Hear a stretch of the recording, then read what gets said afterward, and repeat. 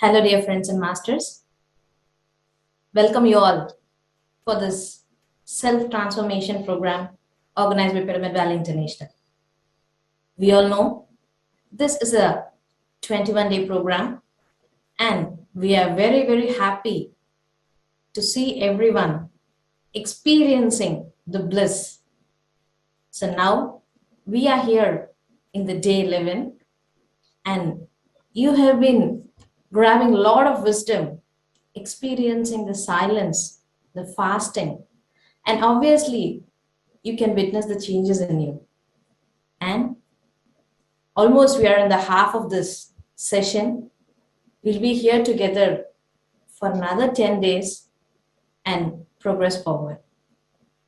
I now invite our master, dear Pradeep, to give us his wisdom today. Welcome, Pradeep. Thank you. Namaste everyone. Today,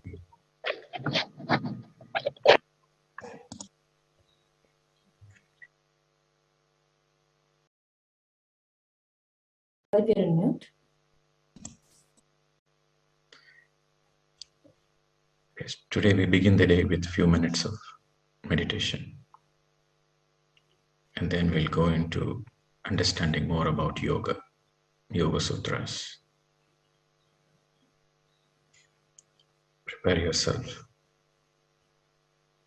Drink some water. Make your room as dark as possible. Pull down the curtains. Switch off the lights. Sit comfortably, clasping the hands, crossing the feet.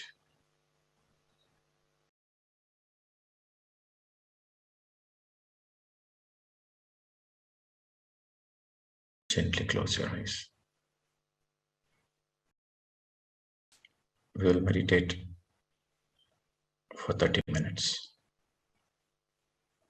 For 30 minutes, let us enjoy the meditation.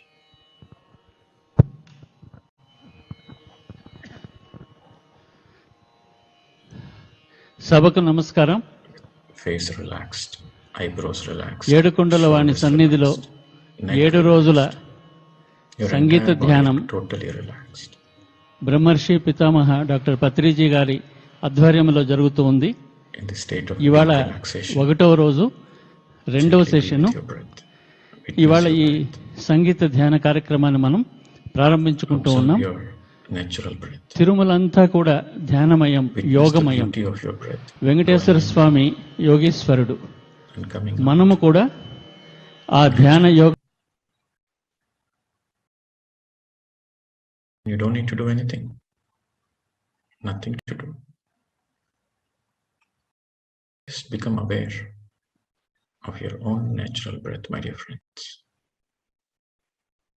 Let your breath be as simple as possible, as natural as possible.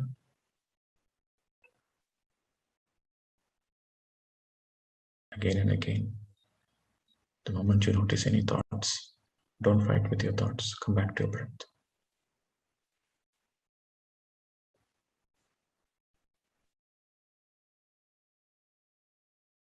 Only be with your breath. What a great gift meditation is. The greatest gift you can give it your own self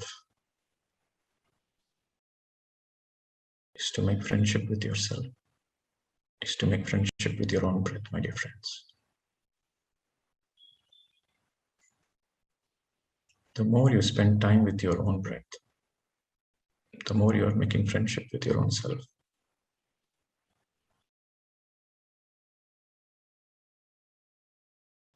Let us enjoy the meditation.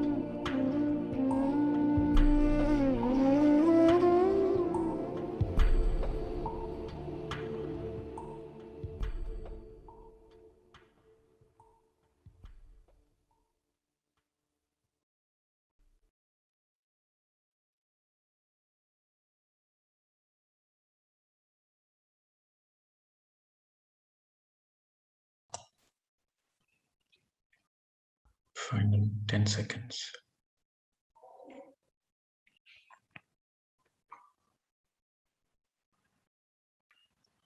Gently place your hands on your eyes.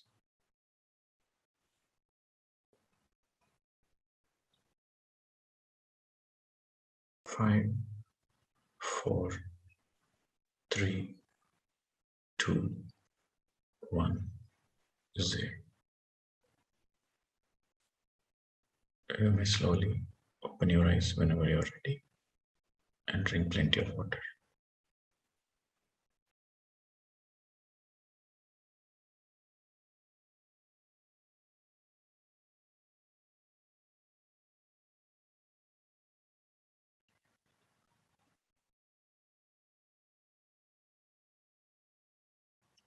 So friends, today we'll discuss about yoga and yoga sutras, different types of yogas. What exactly is yoga and what is the science behind it? And what are the teachings of the masters with respect to yoga? So get your pen, book, everything ready, and it is very important you write down, because when you're writing down and then you have an opportunity to refer again, so there is a deeper understanding. So first of all, what is yoga? Yoga simply means union. Union. If you are in union, that is yoga. It's as simple as that. The literal translation of yoga means union. Now we hear there are many yogas. And what are those yogas? So anything you are in union with, that becomes that yoga. For example, if you are playing a very beautiful music and you become one, your consciousness became one with that music while in the process of playing that beautiful instrument. So that is Nada Yoga. Or you are listening to certain music, and while you are listening, you completely disappear and you and the music became one. The union happened with the music. That is Nada Yoga. Similarly, two people, a man and a woman, coming together and deciding to live for the whole life together in the same roof. Two minds, two bodies coming together and living for the whole life. That is Samsara Yoga. The same way, they're coming momentarily for bodily pleasures, a male and a female coming together for a bodily pleasure, for a union. That is Sambhoga Yoga. If you are in union with your own physical body, that is Hatha Yoga. If you are in union with your subtle bodies, then that is Raja Yoga, the king of all the yogas. We have 7 bodies, my dear friends. What you see in front of your mirror is your physical body. When you are in union with your physical body, that is Hatha Yoga. But when you are in union with your subtle bodies, which is not visible to you in the physical eyes, but you want to be in union with your astral, mental, causal, supracausal. So you want to be in union with that. That is Raja Yoga. If you want to be in union with the work you are doing, any kind of work you are doing, You want to be in union with your work. You become one with your work. That is Karma Yoga.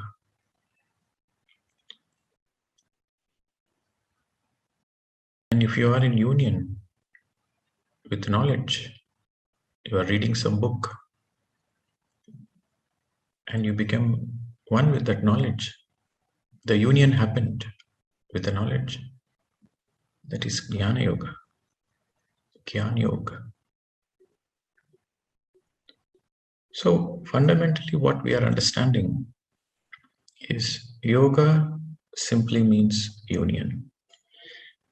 And let me share a screen so that you're also able to see.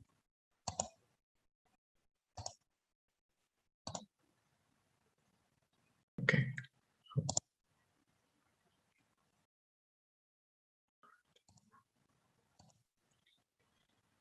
So these are the types of yogas.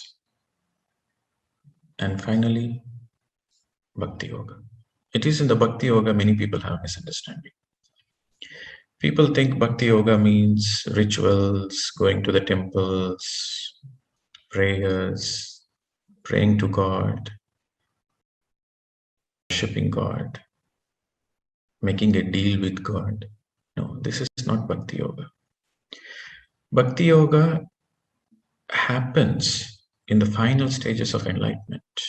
In other words, only when you are enlightened, you are in Bhakti Yoga. Bhakti Yoga means there is no me and mine there. You are in union with the whole of the creation. You are in union with your higher self. You are in union with God. This is the Aham Brahmasmi stage. You are in union with everything in the entire creation. This is Bhakti Yoga, where there is no me and mine. When there is no me and mine, then you are in Bhakti Yoga. But the other yogas can be a path, but Bhakti Yoga is the final result. Bhakti Yoga is not many people think Bhakti Yoga is a path towards enlightenment. But Bhakti Yoga happens. Bhakti Yoga happens in enlightenment. Okay. And why Raja Yoga is being emphasized in our Indian tradition, even though we have Karma Yoga, Jnana Yoga, Raja Yoga. Raja Yoga has been emphasized. Why? Raja Yoga, Raja means king. Raja Yoga means king of all the yogas. So it is the Raja Yoga which is going to take you from ignorance, from darkness to light, to bliss, enlightenment. So the shift of the consciousness is through Raja Yoga. That is why it is called Raja Yoga. Now, why this yoga? Why fundamentally we need yoga? What yoga gives us? Yoga fundamentally gives us happiness, union. Any kind of union gives us happiness, my dear friends. You practice any yoga, it naturally leads to happiness. So, happiness is the outcome of any yoga, whether it is Nada Yoga, you are becoming one with the music, or you become one with an opposite sex, or you have become one with the knowledge, you are one with the breath, you have been one with the work. Anything leads to happiness. It naturally leads to happiness. That is the beauty of yoga. And now let us discuss a little bit about sthitis. What are sthitis? Gunas. We have tamoguna, rajoguna, sattvika guna, and finally nirguna. Four stages. So the entire humanity can be classified into these four gunas. First is the tamoguna. The second is rajo. The third is sattvik. And the fourth is final, an enlightened person, nirguni. If the soul has taken only few incarnations, it is an infant soul, it is a baby soul. It will have tamogunas. What is a tamoguna? A tamoguna is a guna which primarily focuses on body pleasures. It identifies itself with body and it focuses on body pleasures like eating, sleeping, uh, sex, family, children, and that's all. The soul for that tamoguna people, this is the world. They go to job, they earn money, they eat well, they sleep, family, that's it. For them, that is the world. The world exists only in that boundary. So they are tamasic in nature. So that means they don't know the subtle nature of life. And a baby soul, an infant soul, to be in tamoguna is perfect. A first standard student studying in first standard is perfect. But the first standard student is repeating the first standard again and again, there is something wrong. That is not right. So in the initial stages of the soul, the tamoguna the soul will be in tamoguna in the initial stages. That is perfectly right. But when you got stuck lifetimes after lifetimes in that particular guna, then there is something wrong in it. Similarly, after a few incarnations of tamoguna, then they graduate to rajoguna. What are the qualities of a rajoguna? Rajoguna people, they are more into one-up manship. They are more into power. They are more into domination, power, control. They want to be the number one, superior.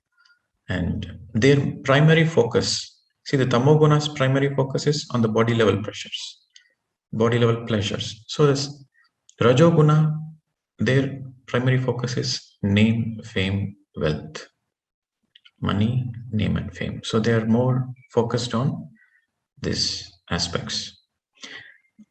And generally, these tamoguna people are little lazy people, lethargic people. They don't want to work too much. They eat, they sleep, they are happy with what they are. But these rajoguna people, they are workaholics.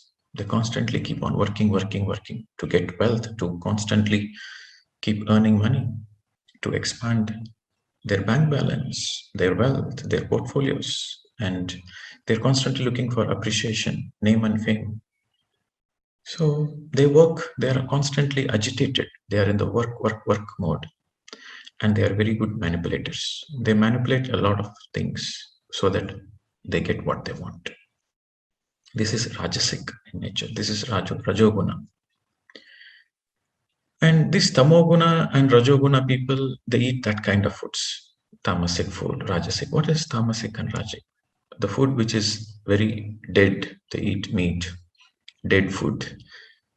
So for the person who is in graduating from a baby soul, infant soul, and he graduates to a young soul. So baby soul, infant and baby, they come under tamoguna.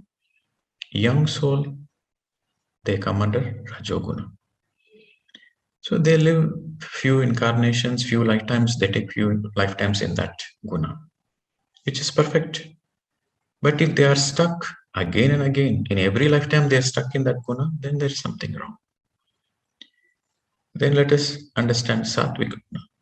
So after many incarnations, then the soul graduates to a mature soul.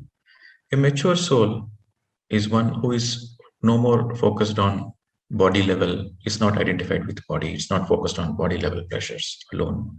It is not focused on name and fame. It is no more interested in that. It wants something else. It wants subtle happiness. It wants to look for greater happiness.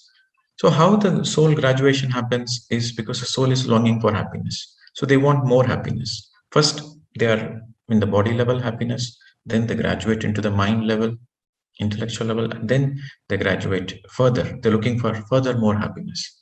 So they become mature people. Now they are more interested instead of name, fame, wealth, money, bank balance. So they are more interested in fine arts, in music, in sports, in crafts. So they are more focused on this fine arts.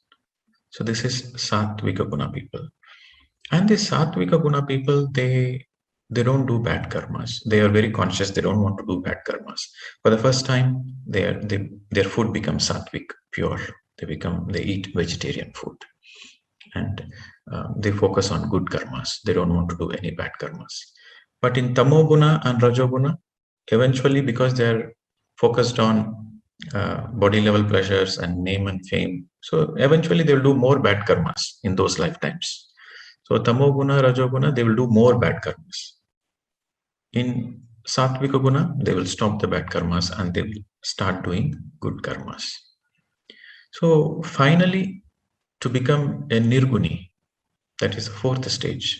So after coming into sattvika guna, the person will start first into fine arts, crafts, and then they want to look for greater happiness. Then they go for service, physical service.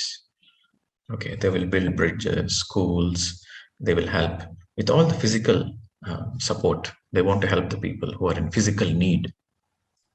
So with that, they graduate to the old soul. And after that, in spite of that, they are still not happy in their life. They're not 100% happy in their life. Yes, they're getting some happiness with the service, they're getting some joy, but they're still not 100%. So then they get into meditation, Raja Yoga. And once Raja Yoga comes into their life, then they become Nirguni. So these are the four gunas, general classification. Now here, person who is stuck in Tamoguna, for them, Hatha Yoga and Karma Yoga helps them a lot to come out of that. To come out of that Tamoguna nature, Hatha Yoga and Karma Yoga helps them. Because they are lazy and lethargic people, and this Hatha Yoga gives them a certain activity towards the body. They become a little active, and it gives Hatha Yoga helps you to shape up your body, and Hatha Yoga also builds immunity. If you want a good body shape and you want good immunity towards your physical body, then Hatha Yoga helps. And similarly, the Karma Yoga helps them to be more focused on the work, and they will not be lazy and lethargic. So Karma Yoga and Hatha Yoga helps in coming out of that Tamoguna, to overcome that Tamoguna nature. And for a Rajoguna person, for the person who is constantly agitated, constantly going behind outer name and fame, and so he's a very disturbed person. So he needs peace of mind. So for a person who is stuck in Rajoguna, he should practice Raja Yoga, and that will help him to overcome and graduate to the next stage. And for the person who is stuck in Sattvika Guna, Sattvika Guna is not the ultimate, you have to go beyond. This is what Krishna said to Arjuna, because Arjuna was a Sattvika Guna. So he doesn't want to kill his family members and extended relatives. And he said, I better drop the idea of having any villages or kingdom. I will just go do my begging and I will live my life rather than killing these people. Then Krishna said, Arjuna, you think you are a great person. You think you want to do only good karmas, and you speak as if you know what is good and what is bad. You don't know anything. You don't know anything about yourself. Even if you do bad karmas, you have to reap the benefits. Even if you do good karmas, you have to take one more lifetime to reap the benefits. So bad karmas comes as illness, bodily illness, disease. That is the outcome of bad karmas. And good karmas, the more you do good karmas, again, physical good karmas, you have to take one more lifetime to reap the benefits. So Krishna said, even if you do good karmas, you have to come back again and again. You are stuck in the life cycle. If you are a Sattvika Guna, you will go to Brahmalokas. After death, you will go to Brahmalokas. But even if you go to Brahmalokas, you have to come back again to the planet Earth. You have to reincarnate again. Unless you go to Satyalokas, that will be the final lifetime. You will not come again. So if you want to escape from this chain of life and death, you have to go to Satyalokas. Don't get stuck in Brahmalokas. So Sattvika Guna people, they go to Brahmalokas. But you become a Nirguni, then you go to Satyalokas. So that's why Krishna said, Yogi Bhava Arjuna. Unless you become a yogi, you will not come out of this Satvika Guna nature, and you'll become a Nirguni. And unless you become a meditator, you don't understand the bigger picture of life. The life understanding is very limited. So to overcome the Satvika Guna, Jnana Yoga helps. Okay. So Raja Yoga, Jnana Yoga, and Karma Yoga. So these three yogas helps to become a Nirguni. Now, today we will discuss about Patanjali Yoga Sutras. So the moment we hear Patanjali, the first thing that should come is he's considered as the father of yoga. Which yoga? Raja Yoga. Patanjali spoke about Raja Yoga, and his Yoga Sutras, he has 8 points. Patanjali's Raja Yoga, Ashtanga Marg, speaks specifically about Raja Yoga. So let us understand, before going into Raja Yoga, first of all, let us understand what is the significance of Raja Yoga and what is the benefit, what is the final outcome. So you want to know what benefit you get when you do something, or else what is the point of doing it, or what's the point of knowing about it. So why we need Raja Yoga? Raja Yoga is nothing but Dhyana Yoga. Raja Yoga, in other words, it is called Dhyana Yoga, meditation. So when you are practicing Raja Yoga, there is a natural friendship with all the living beings. You become non-killing, you become non-violent, you become friendly with all the living beings. That is the number one. And number two, you start working on your own self-mastery. So what is self-mastery? When you say, okay, this is a self-transformation program. So this self-transformation program, through the self-transformation program, there is self-mastery. So what is self-mastery? So how do we understand the self-mastery? See, our thoughts, what are we? We are defined by our thoughts, our words, and our deeds. Combined is us. So if you say, who are you? How do I understand you? So you can understand a person based on his thought patterns, based on his words, and based on his actions. So your thoughts, your words, and your actions define you, my dear friends. So working on yourself means you are working on your thoughts. You are working on your thought patterns. You are working on your words. You are working on your speech. And you are working on your actions, karmas. So self-mastery eventually happens in Raja Yoga. And finally, God realization. Aham Brahmasmi stage. I am God. And everybody around me is God. This is aham. Aham means the essence of me. People understand aham means me. It's not like I am God. No, aham means the essence of me is God. The essence of me is the creation. And it is the same essence in the whole of the creation. So I am the essence of God, and every living being is also an essence of God. So that is God realization. You are in oneness consciousness with the whole of the creation. That is the ultimate. So this is the significance. These are the things you get when you practice Raja Yoga.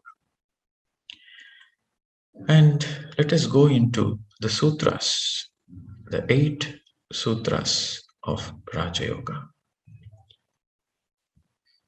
So if you go to any books or you refer to any text of Patanjali's Eightfold Path in Raja Yoga, normally you will find these 8 points in this order: Yama, Niyama, Asana, Pranayama, Pratyahara, Dharana, Dhyana, and Samadhi.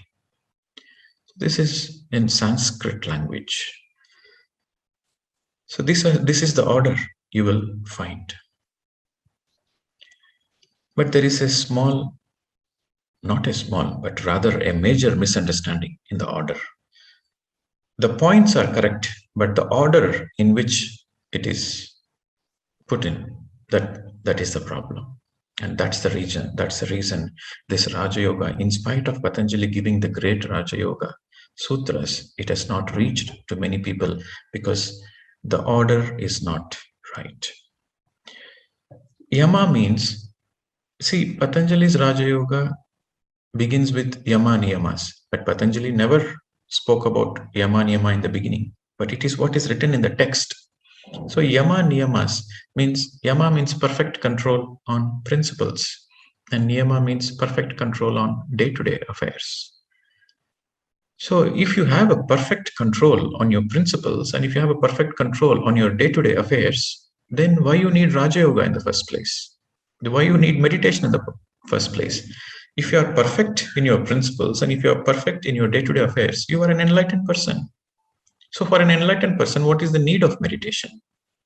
So these yamas and niyamas, they are the final outcome of enlightenment. So it is like this, if you are a healthy person, if you are a healthy person, a happy person, you will never go to a doctor. Why would you go to a doctor if you're a healthy person? Only if you are sick, only if you are not feeling well, then you go to a doctor, you consult a doctor. So doctor is needed only for the patient who is not feeling well, but a healthy person never goes to a doctor. Similarly, a person who is already having yamas and niyamas, he doesn't need meditation. So that's the reason the order is not correct. So the yamas and niyamas should come last. Okay. And this misunderstanding led to many people not practicing this Raja Yoga, because they see, oh, to practice Raja Yoga, you begin with yamas and niyamas. So I cannot do this. Maybe this is not maybe in this lifetime it is not possible. Maybe I'll do it in the next lifetime. So they feel demotivated and discouraged to practice Raja Yoga, which is nothing but meditation. And the truth is, what is the truth? Anybody in any situation, any person in any situation can practice Raja Yoga. That is the truth, my dear friends. So this is the point where Patanjali Maharshi is being misunderstood. Even though he spoke the truth, even though he gave the sutras, but this is the natural state of affairs. As long as an enlightened master is living, he makes sure his teachings are not distorted. But once the master vacates the body, all the teachings gets distorted. It happened with every enlightened master. It's the same with Buddha also. The very teachings of Buddha is no idol worship. But once Buddha passed away, and in the name of Buddhism, they started keeping Buddha statues and started praying to Buddha. So this is the irony. This is the sad state of affairs. So Patanjali Maharshi has been misunderstood in that particular order. So the truth is, anybody can practice Raja Yoga. You don't need yamas and niyamas to practice meditation. That is the point we should understand. Yamas and niyamas comes naturally once you practice Raja Yoga. Because we are not perfect in yamas and niyamas, we need Raja Yoga. And so this is the order. So first it begins with asana, pranayama, pratyahara, dharana, samadhi. And then finally comes the yama and niyamas. And before the niyama, before you have a perfect day-to-day affairs, your principles has to be perfect, because your day-to-day affairs depends on your principles of your life.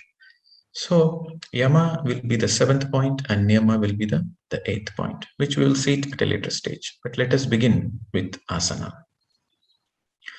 Asana means posture. Okay, so here Patanjali is giving the steps for Raja Yoga, which is Dhyana Yoga, which is nothing but meditation. So asana should be Sukhasana, no complicated postures. Okay, so Patanjali ruled out all the complicated postures. Hatha Yoga is for Hatha Yogic practices, for the body level benefits, but Raja Yoga is for the soul. Raja Yoga is for enlightenment. It has nothing to do with body. So when it comes to Raja Yoga, all the Hatha Yogic practices are insignificant. So first, asana. Asana should be Sukhasana, comfortable posture, and where you are able to sit for 2 hours, 3 hours, 4 hours, 5 hours. You should be able to sit comfortably in the body without moving the body, without feeling disturbance in the body. You should be able to sit comfortably. This is the very first step. See, in this first step, meditation is not yet there. You have not entered into meditation. But the first step is the preparation. Okay.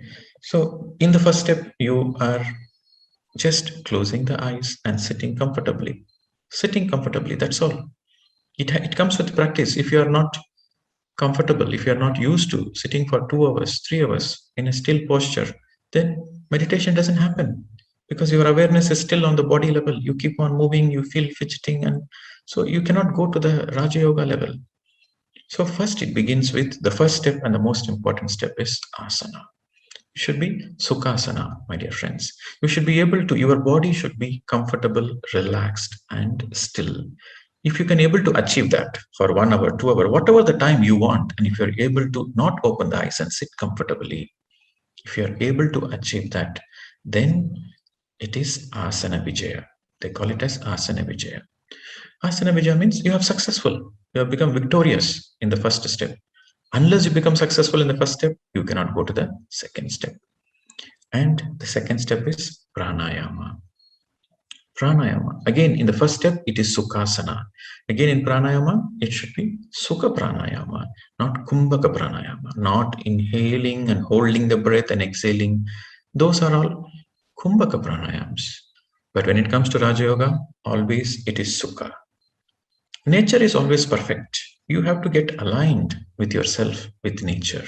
Then only there is self-realization. You go against the nature, then you are in the wrong direction. So you have to be in alignment with the nature. Then you are in the right direction. So in the second step, pranayama is sukha pranayama, which means observing your natural breath. Prana, you see, when we are breathing, when you're observing the breath, you think you are breathing oxygen. You're taking only oxygen. No, my dear friends. The outer layer of the breath is prana, life force energy. So our breath is nothing but the outer form of prana. And sukha pranayama means the breath is already happening and you are just witnessing it. You are just observing it without making any effort. If you don't make any effort in your breathing process, it is just a natural breath. You just allow the breath to be as natural as possible. And here, Patanjali ruled out. All mantras are ruled out. When it comes to Raja Yoga, all mantras are ruled out. All visualizations, any kind of sound, mantras, visualization, everything is ruled out. Only breath and no manipulation. And when you are simply observing the breath, it leads to the stillness of the breath. In the beginning, in the beginner of meditation, he will sit and he will see the breath is going deep, shallow, it is wavering. But the more and more you allow the breath to be natural, then there is a certain stillness of the breath. Okay. So the breath becomes very soft. The breath becomes almost melodious, still. So in that stillness happens the stillness of the mind. This is the secret. This is the most important point to understand. If you are with your natural breath, your mind becomes empty. And according to Patanjali, yoga, he defined yoga chitta vritti nirodha. Chitta means thoughts, wavering thoughts. Chitta vritti nirodha means your mind is empty. So a person who is in that state is called a dhyani, a meditator. Okay, for a person who can able to still his mind to a certain stillness, if not complete emptiness, to a certain stillness, he is called a dhyani, a meditator. Now, the third step is pratyahara. Ahara means food. Here he was referring to the food for the senses. You see, the eyes, the ears, the nose, and the mouth, it projects outwards. So through these senses, we experience the outer world. So this becomes the food. The outer senses, it experience the outer things. Pratya means opposite. We call Pratipaksha means opposition. Pratya means opposite. So Pratya Ahara means the inner senses. So outer senses, the opposite of outer senses is going within. So the inner journey begins. So here the metaphysical experiences happen. What are the metaphysical experiences? Metaphysical experiences means beyond physical frequencies, okay, like inner visions, inner audience, and inner smells, fragrances. You will be sitting and meditating, and there is no agarbatis, there is no sambranis, nothing, but you will smell a lot of beautiful fragrances. So that's all inner senses. You are tuning into the metaphysical frequencies. So these are all third eye experiences, my dear friends. It all comes with inner visions, inner audience, the fragrances, the feelings. All those things are third eye experiences collectively. So before this experience happens, your etheric body cleansing should happen. So that means the cosmic energy should heal your etheric body, the second body, the energy body. So once the etheric cleansing happens, what we call Nadi Mandala Shuddhi. Okay, nadis means nothing but energy tubes. Nadi mandala shuddhi means etheric cleansing. So before you can experience these subtle frequencies, once you get into the empty mind state, in the previous step, in the Sukhamaya Pranayama, you get into the empty mind state. And in that empty mind state, you receive lot and lot of cosmic energy. So with the reception of lot of cosmic energy, you harvest more and more cosmic energy. Then the Nadi Mandala Shuddhi happens, the etheric cleansing happens. And during this etheric cleansing, your karmic baggage is also neutralized. You are reducing your karmic baggage because this cosmic energy, it burns off your karmic residues, which is in the etheric body. And once your karmic baggage is reduced, then you are equipped to tune into the metaphysical frequencies and realities. So a person who opened his third eye and who can able to experience the metaphysical experiences, he is called a yogi. In this stage, he is called a yogi. So this is pratyahara. And then the next step is dharana. Dharana means focus, concentration. Now, in the previous stage, he has got so many experiences. He can see so many visions. And it's just going one vision after another vision after another vision. He's able to see the bigger picture. He's able to see the overall. Now, in this dharana stage, he's focusing, like in your camera. You can zoom in and focus on so that you get clarity on a particular image. So this focus is for better clarity. So in the previous stage, he's seeing many lifetimes, all the things are going like a motion picture. But in this dharana stage, he's focused. He's focused on all his inner experience. For example, he saw a past life. Now he will tune in to go deep into that past life and to see what is the lesson I need to learn. And because it is a past life, so he will see, okay, what lesson I missed out, where I failed, where I succeeded, what lesson I learned, what lesson I didn't learn. So through these metaphysical experiences, he will understand what is the essence of having that experience, what he got out of that experience, why he got that experience in the first place, what is the learning here. So the focus will be on learning through these metaphysical experiences. Just having the experiences doesn't benefit anything. But when you learn from that experiences, then your soul is expanded. Then you become evolved person. So here the emphasis is on learning. So when you are able to learn from your inner experiences through your dharana, then here you are called a rishi. So the previous stage is a yogi. And when you are able to learn your lessons through perfection, through third eye perfection, through the concentration, through the focus, then you are called a rishi. Now, the next stage is dhyana.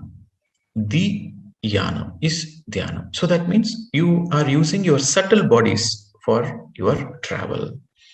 So physical travel is you are moving your physical body from point A to point B. That is physical travel.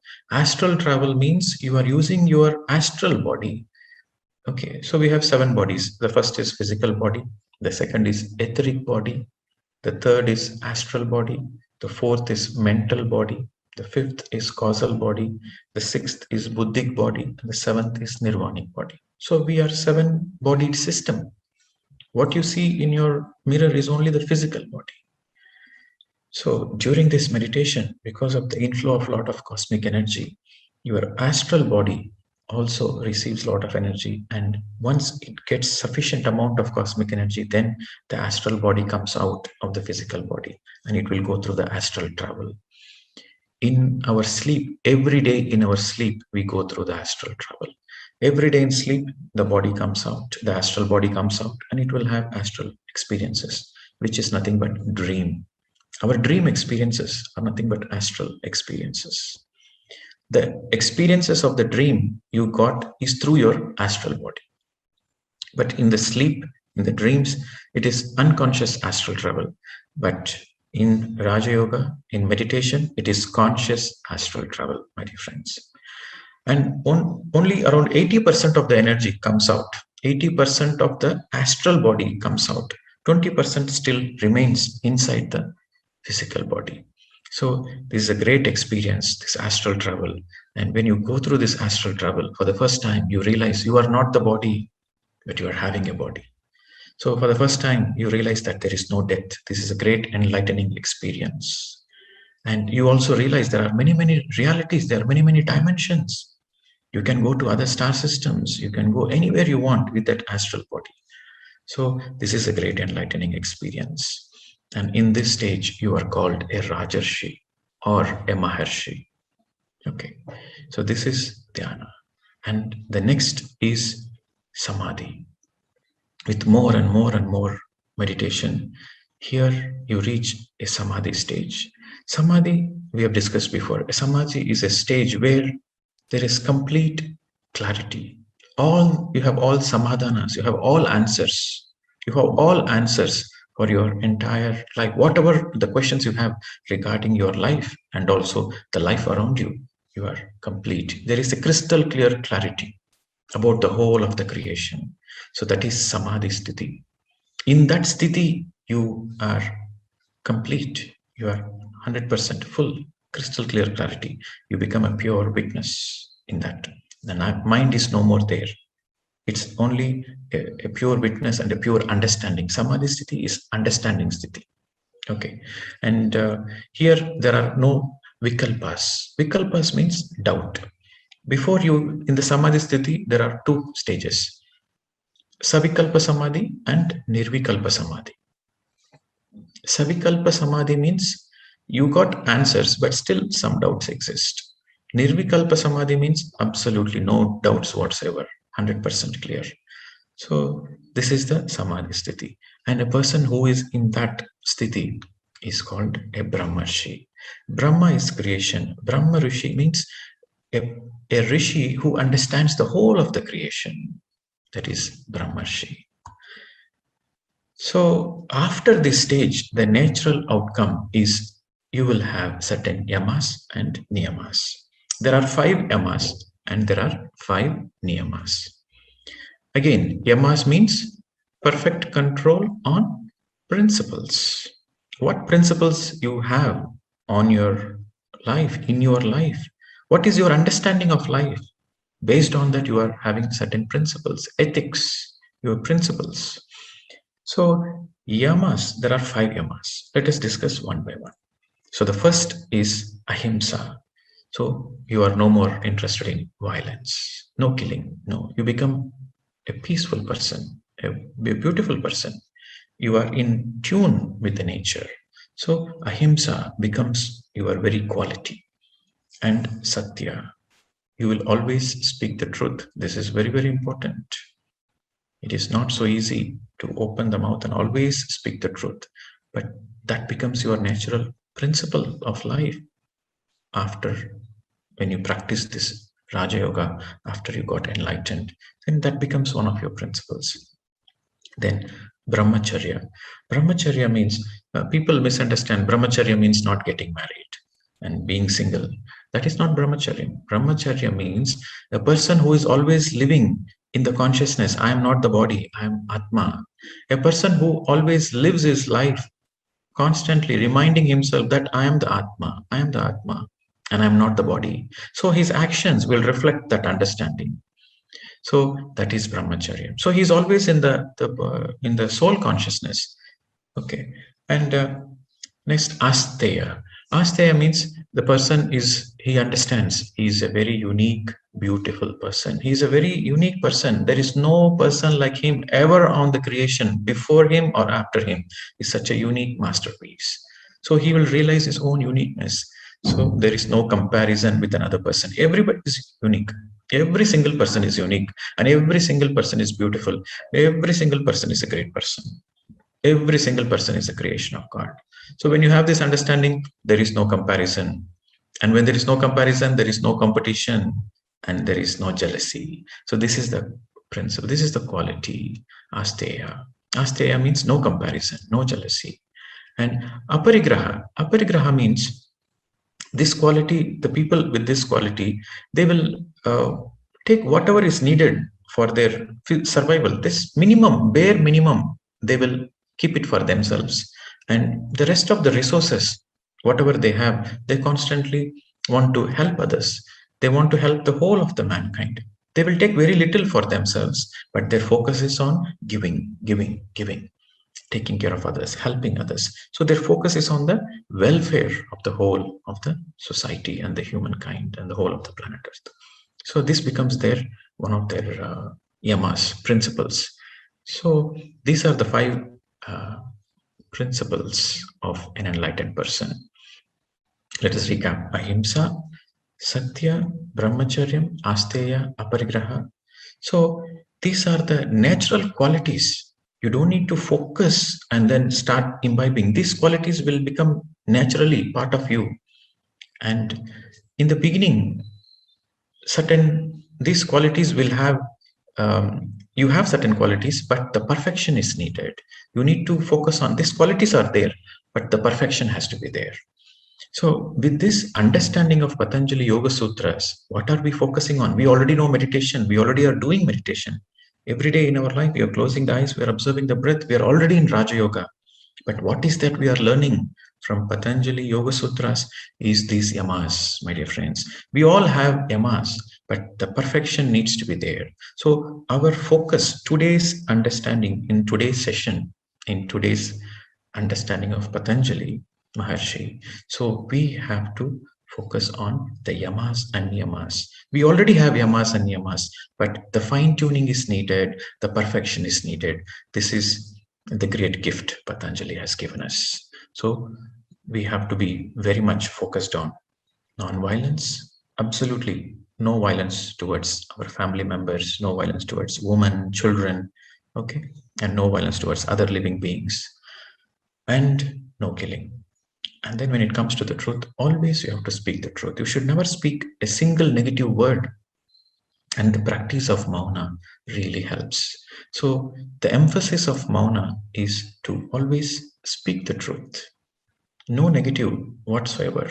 Okay. Your words should be like pearls and it should reflect your truth. And the more you practice mauna, the more it helps you to be conscious of what you are speaking and to be aware of what you are speaking and to fine tune it, to perfect it. And brahmacharya means you always live in aham brahmasmi. I am the soul, I am not the body. If you're having a headache or a fever, you immediately don't go to the doctors. You don't take medicines. No, I am not the body, I am the soul. So when you're living in the soul consciousness, you have Atma Shakti and you can heal yourself. You don't need any medicines, my dear friends. And asteya, no comparison, no jealousy. Realize your own unique potential. All the time you have to realize your own unique potential. Okay, then only you can appreciate others. If you don't realize your own unique potential, if you don't realize your own uniqueness, if you don't realize your own beauty, you're always in comparison. You're always in certain jealousy factor. So you cannot appreciate others. You cannot enjoy the beauty of others. Okay. So aparigraha finally means you are not focused on, you are not 100% focused on you. There is no selfishness. You become selfless. You become selfless where you are not only taking care of you take care of you whatever is needed, but you take care of the whole, the Vasudhaiva Kutumbakam. You take the whole planet Earth as your family. So these are the principles, my dear friends. Now let us go to niyamas. Niyamas are perfect control on day-to-day affairs. So your day-to-day affairs depends on your principles. So now let us see what are the day-to-day affairs. What are the niyamas? The first point is saucha, means cleanliness. Naturally, you want to keep yourself clean. You take shower 2 times a day. You want to cleanse your aura, and you always want to wear clean clothes, proper, clean, ironed clothes. And you want your environment, your house, your whatever the place you are living in, you want that to be clean. This is very important. If you want to make your house your ashram, if you want your house to radiate positive energy, cleanliness is the most essential factor. People, they don't treat the house as their ashrams. Because the house is the place where we spend most of our time. We sleep there 8 hours, and that is our base. So cleanliness is very, very essential. If the house is not clean, then the mind is also not clean. This is very, very interesting. You can notice this. The moment you enter anybody's house, the moment you enter, you can immediately say what is the state of the mind of the people who are living in that house. You enter the house is clean. It no need to be a big bungalow. It can be a small hut or any size of the house, but there is a certain cleanliness in the house. The house is clean, orderly. Then you can say his mind is clean. His mind is clear, and he knows what is he doing in his life. And some houses you enter, it's all scattered and disorganized, everything everywhere. So that is, the mind is a agitated mind. So your outer reflects the inner. So we have to make efforts in this self-transformation program. We make an effort to clean our houses and to make sure you throw the unwanted things. Some people, they use this cleaning technique. They don't identify what is needed and what is not needed. They simply move here and there and start cleaning. No, that is not the right cleaning. The right cleaning is you keep the things only what is necessary for you, and the things which are not necessary, you dispose it, you discard it, or give it away to some other people who needs it. Then it is a good karma. So you keep the things what is really needed for you. That is the first step in the cleaning process. And the second step is you always make it clean, the aura around it. There should be a lot of chi energy. The cosmic energy should circulate all around the house. That is the real vastu. The vastu is where the energy is circulating. So for that, cleanliness, essential things. Don't keep unnecessary things. If you're having 10 things in your room, you see what is that I needed the most. You need only probably 5 things. So keep the things what you need, and the rest of the things you give it away, discard it. Then naturally you will cultivate that cleanliness habit, and then your mind also reflects upon that. As above, so below. So below, as above. So the more you start working on your inner cleansing, the outer cleansing also happens. The more you start working on your outer cleansing, it helps your inner cleansing, my dear friends. So the second, that is cleanliness, saucha. The second point is santosha. Santosha means happiness in all situations. That becomes your everyday affair. That becomes your very nature in every day. In every day, we involve in many, many things, right? So we are into business, we go through money loss. You are happy. Okay, you earn a lot of profit. You are happy. And somebody is born in a family member, as a family member, a small baby is born. You are happy. Somebody vacates the body. You are happy. You are happy in every situation. So that becomes your everyday affair. So that is santosha. And tapaha. Tapaha means the body needs are reduced, right? The sleep requirements reduce. The more and more you do meditation, the more less you sleep. And the more you do meditation, the more you practice mauna, you don't waste energy. So your hunger also reduces. And the people who are in this tapaha, that means if they want, they can enjoy a lavish meal. But if there is no meal, they're happy. They happily go through the detox process. If there is a meal, they will enjoy the meal. If there is no meal, they are still happy. So their body is listening to them. They also become sensitive to the body, and also they become perfect masters of the body needs, sleep, hunger, all those things. They mastered it. That is tapaha. And swadhyaya. Swadhyaya means reading books, reading right spiritual books. Swa Adhyaya. When you read the books, you study. It is a self-study. When you are reading the books, you are studying yourself. It helps in your self-study. That is Swadhyaya. And If you are not into Swadhyaya, happens towards the end, my dear friends. Just take an example. You don't do meditation. You are not into Raja Yoga. And then you read Bhagavad Gita. Then you don't understand. You are confused. You're a non-meditator reading Bhagavad Gita is always confused. You say, Krishna says one statement in one situation. He says the opposite in the other situation. So what is the truth then? So he gets confused. So everywhere there is confusion for him. There is no clarity. So there is a possibility he goes into, he misunderstands. And with that misunderstanding, he might end up doing bad karmas. So the right understanding comes only after you practice meditation. So after you practice meditation and you read the book, there is a perfect understanding. There is a perfect understanding of the teachings of Krishna, Buddha, Jesus, all the great masters' teachings, you will perfectly understand. You understand the greatness of all the masters and you learn from them, and then your greatness is manifested because you are able to understand the other masters and learn from it. That is Svadhyaya, self-study. And final point, Ishvara Pranidhana. So Ishvara Pranidhana means to see everybody as God. And to see everybody as God, first you have to realize that you are God.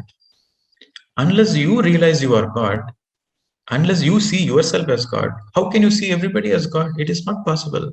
So this Ishvara Pranidhana is the last, final, after enlightenment, when you are in the oneness consciousness, then you are able to see everybody as God. So these yamas and niyamas are the final steps, not the first, but it is the final steps in the Raja Yoga process.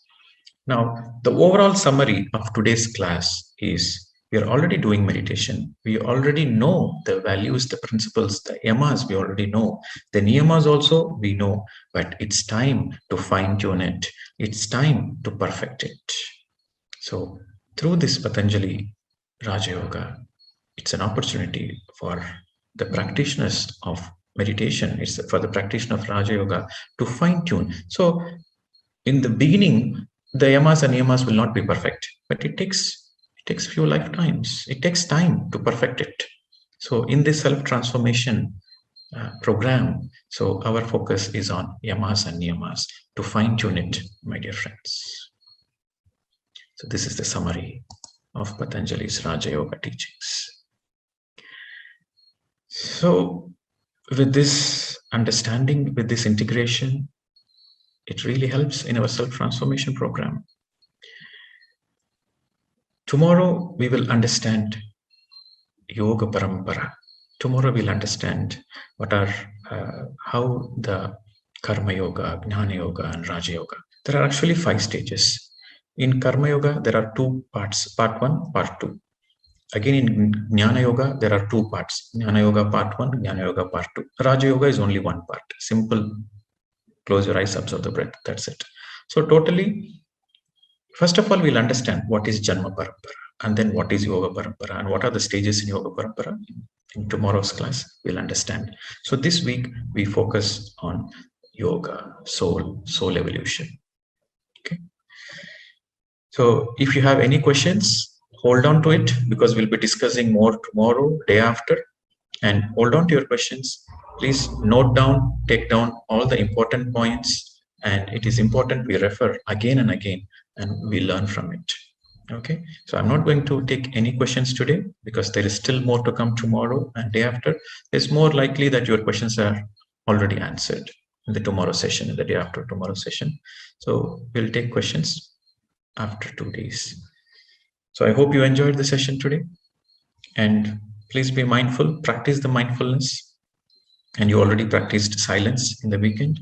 You can practice, you can continue practicing the hybrid model until the end of this self-transformation. You can practice the hybrid model of the silence. Yes, weekends we are practicing silence, but even in the weekdays, you can practice the hybrid model where you speak only when it is needed, or else you are not speaking. You become conscious of your words. You're always in the lip tight, and you are mindful, and you catch hold of your thoughts. And so you practice more meditation, more mindfulness, and anyway, the detox is there.